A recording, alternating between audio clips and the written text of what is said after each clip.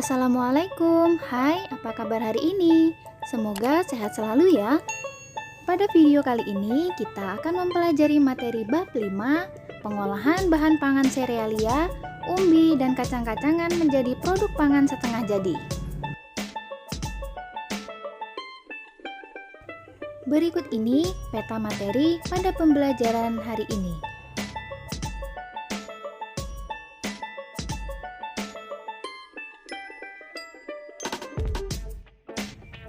Pangan olahan adalah makanan atau minuman hasil proses dengan cara metode tertentu dengan atau tanpa bahan tambahan pangan.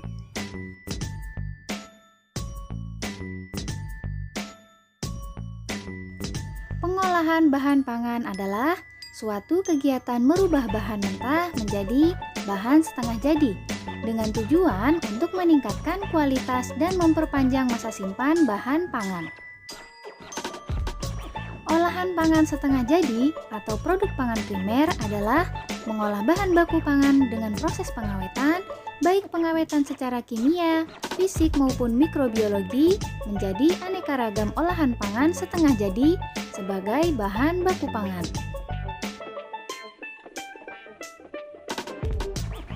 Keuntungan bahan pangan yang diolah menjadi bahan pangan setengah jadi sebagai berikut. 1. Menjadi bahan baku yang fleksibel untuk industri pengolahan lanjutan. 2. Dapat diperjualbelikan antar daerah dan sebagai komoditas ekspor. 3. Aman dalam distribusi dari satu tempat ke tempat lainnya. 4. Dapat dikemas lebih ringkas. 5. Menghemat ruangan dalam penyimpanan. 6. Mengurangi biaya dalam penyimpanan. 7. Tahan lama dan lebih kuat dari cuaca dingin ataupun panas. Jadi, ada 7 keuntungan bahan pangan yang diolah menjadi bahan pangan setengah jadi. Selanjutnya kita masuk ke jenis olahan pangan setengah jadi dari bahan serealia. Yang pertama ada beras. Berikut bahan pangan setengah jadi dari beras yaitu ada rengginang, kerupuk gendar, tepung beras, bihun, dan beras instan.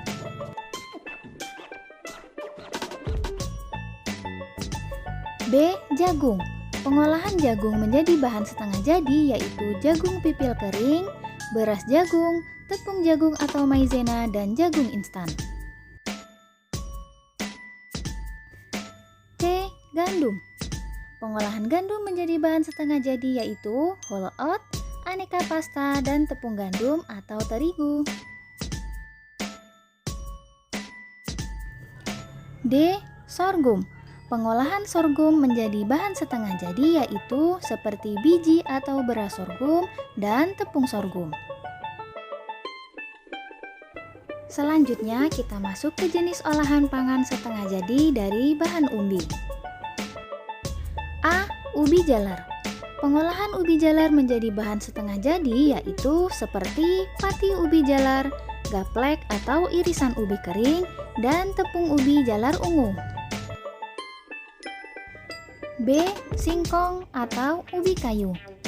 Pengolahan singkong menjadi bahan setengah jadi yaitu seperti kerupuk tete, keripik singkong, gaplek, tiwul instan, darah singkong, tepung tapioka atau pati, tepung singkong, dan tepung mokaf. C. Talas. Pengolahan talas menjadi bahan setengah jadi yaitu tepung talas. D. Kentang. Pengolahan kentang menjadi bahan setengah jadi yaitu seperti tepung kentang dan kentang beku. Perbedaan tepung dan pati. Tepung dan pati merupakan dua produk yang berbeda cara pembuatan dan sifat fisik kimia, serta pemanfaatannya. Selanjutnya kita masuk ke teknik pengolahan.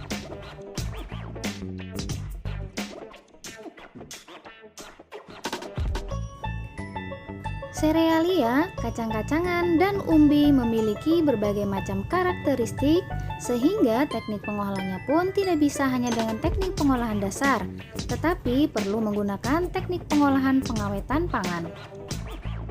Adapun manfaat pengawetan pangan diantaranya bahan pangan dapat bertahan lebih lama, bergizi untuk dikonsumsi, membuat racun-racun alami yang tidak dikehendaki pada bahan pangan dinetralkan atau dihilangkan, dan dapat dikonsumsi kapan saja dan di mana saja. Menurut prosesnya, teknik pengawetan pangan dapat dibagi menjadi 3 metode. Yang pertama, pengawetan fisik, yang kedua, pengawetan biologis, dan yang ketiga, pengawetan kimiawi. 1. Pengawetan fisik. Pengawetan secara fisik merupakan proses pengawetan secara alami yang meliputi pengawetan dengan suhu rendah atau pendinginan, pengawetan dengan suhu tinggi atau pemanasan, dan pengeringan. A. Pengawetan dengan suhu rendah, yaitu memasukkan bahan pangan pada lemari pendingin. Prinsip pengawetan dengan pendinginan atau suhu rendah ditujukan untuk menghambat pertumbuhan mikroorganisme pembusuk dan tidak dapat membunuh bakteri, namun hanya menghambat aktivitasnya saja. Setelah bahan pangan dikeluarkan dari lemari pendingin, mikroorganisme dapat aktif kembali. B. Pengawetan dengan suhu tinggi. Pengawetan dengan suhu tinggi dengan cara dipanaskan seringkali digunakan dalam memasak, misalnya merebus atau menggoreng suatu bahan makanan. Berdasarkan penggunaan suhu, waktu, dan tujuan pemanasan, proses pemanasan dapat dibagi dalam 2 kelompok besar, yaitu proses pasteurisasi dan sterilisasi. Apa itu sterilisasi? Sterilisasi berarti membebaskan bahan dari semua mikroba karena beberapa spora bakteri relatif lebih tahan terhadap panas.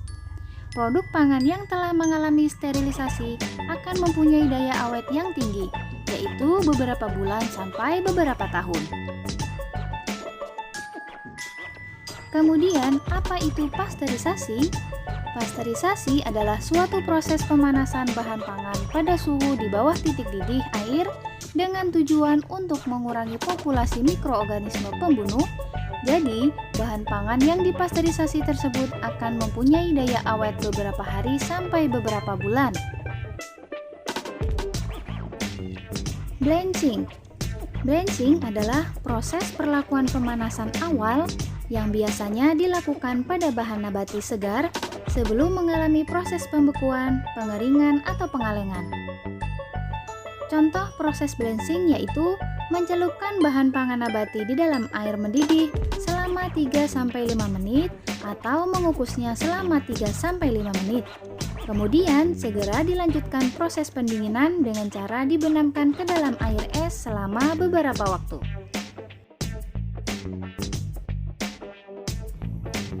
C. Pengawetan dan pengeringan. Suatu metode untuk mengeluarkan atau menghilangkan sebagian air dari suatu bahan dengan cara menguapkan air tersebut menggunakan energi panas.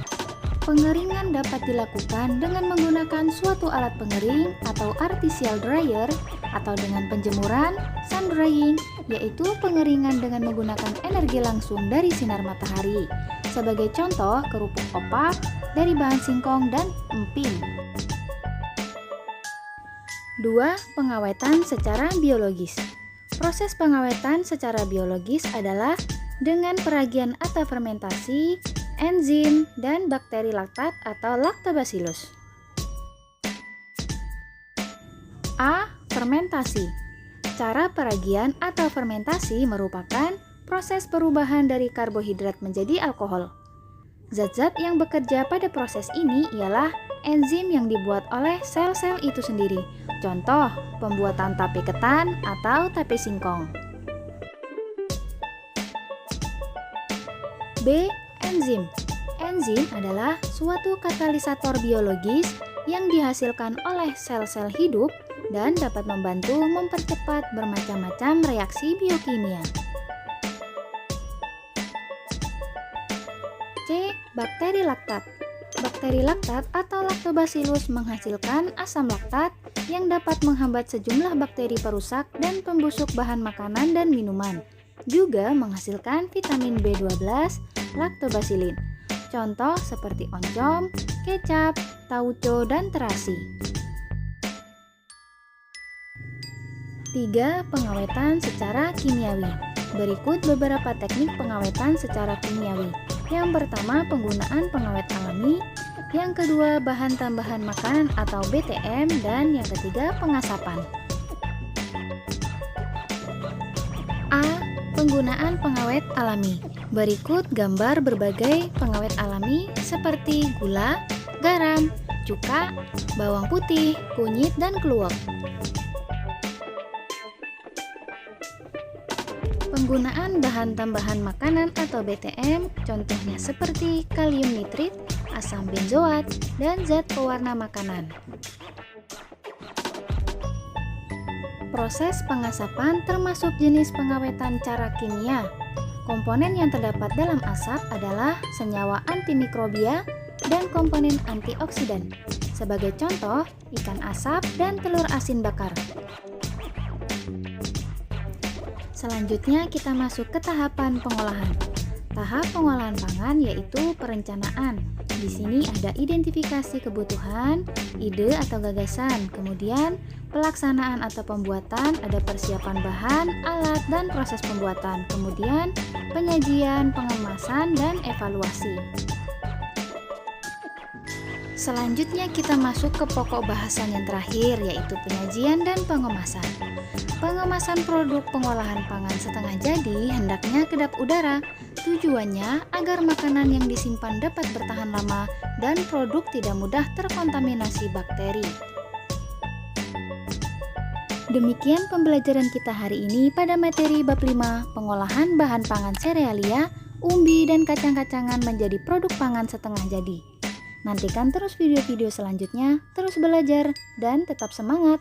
Wassalamualaikum.